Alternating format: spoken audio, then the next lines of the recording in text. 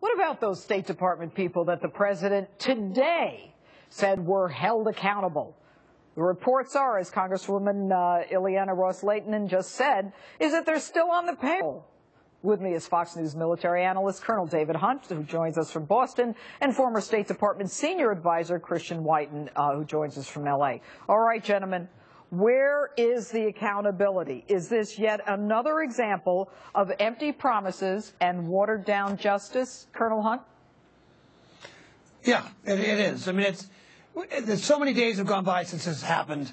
We've got an internal report. We still haven't answered the reason why Department of Defense hasn't reacted. We have 4 dead Americans. One was the ambassador. It's inexcusable to have had this amount of time go by, and people who have supposed to been fired are actually on leave. That's part of their contract. I get it. But we have the President of the United States go on television today and continue with this farce that after 5 days we only knew what Susan Rice said. That's just not believable. Well, Colonel, let me go back to something you just said. You said that's part of their contract. I get it. What does that mean? If they resign, they're out the door. No? Well, there's union contracts. My point is it's not automatic. It's going to happen the day of. It's going to be extended. The problem for the State Department is a PR problem.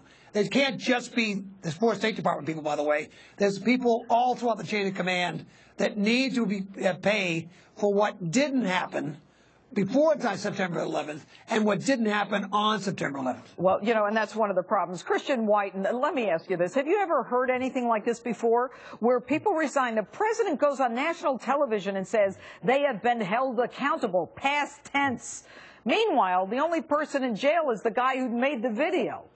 What's going on in the State Department? No, this is very unusual, especially at this level. It's unusual that when there's this much attention in Washington on an issue that people aren't held accountable. Now, when there are lower-level crises at the State Department, it's not uncommon, and this is a problem with the Foreign Service Guild. Foreign Service, which all of these 4 members who should have been fired are a member of, and they really dominate the State Department. But, you know, contract or not, they are members of the Foreign Service, and they hold a commission that can be revoked at any time by the president or the secretary. She could have kicked them out of the building, yanked their security clearance, and said that they're no longer members of the Foreign Service. But it's just part of this overall problem of a political class that thinks it's beyond accountability from us. Well, it's frightening, and it clearly is arrogance. But Colonel Hunt, Benghazi. Now there is talk about these spending cuts with the sequestration, that the military will suffer $55 billion a year in spending cuts. Let's assume that Benghazi were to happen next week, God forbid, somewhere else. How would these spending cuts impact our ability to help Americans in other parts of the world?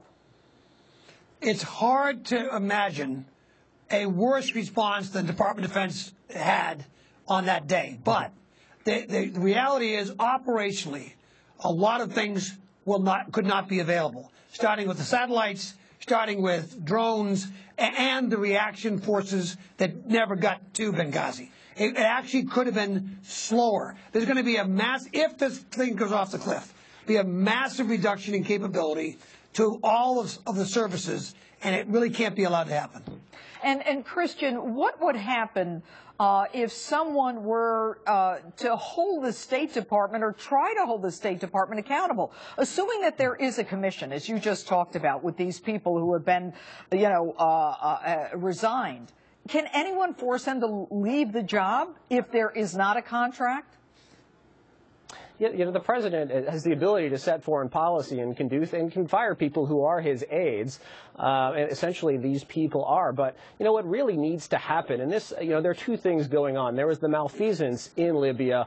Carleen Lamb, who we saw, who you implied was smoking something, probably correctly, saying that everything was done right, when in fact everything was done wrong. But we have this political scandal in Washington, malfeasance by the president and his cabinet, and a cover-up that's not being addressed. And the way to address that, and you had Congressman Chavez on earlier, I'm a big fan of his, but what the House of Representatives needs to do is use the power of the purse. Congress needs to withhold funds from the executive branch or threaten to do so in order to get them to respond. And one thing on money, the Bureau of Diplomatic Security had a budget of $200 million in 1998. That is now $1.8 billion. It's not that these people don't have money. It's that they just don't have the skill and the political direction to do the most basic things that diplomatic security should do, which is to prevent our ambassadors from being being killed or kidnapped. You don't have to be a rocket scientist to say that at least they should have some protection around the consulate, around the mission, to comply with the inman standards, the physical standards of how these missions are supposed to be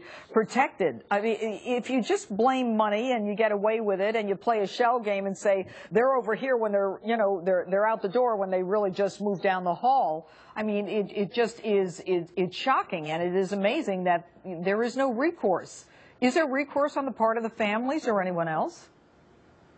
There's really none that I know of that is taking place. But again, this, you know, it really comes down to people who are employed by American taxpayers to do this is Congress. And, you know, refocusing the issue back on why the White House covered this up, essentially, why they sent a chief, you know, Susan Rice, the UN ambassador and member of the cabinet, out to go and say something that just wasn't true. Well, not only that they knew she knew nothing about, but Colonel Hunt, is national security at risk now with these sequestration cuts, which will go into effect if we go over the cliff? We would have an army pre-World War I, a Navy pre-World War II. We would have less fighter jets in the history of the Air Force. Yes, it will be affected. Some stuff needs to be addressed in the Department of Defense that's overspent. There's no question. But to suggest that it wouldn't be affected, for example, taxes on soldiers would go up. They don't get paid enough as it is, let alone taxing them. So this whole concept, it would be damaging to our national defense, and it seems to be very abrupt. People need to start doing their jobs. Well, I couldn't agree with you more, gentlemen.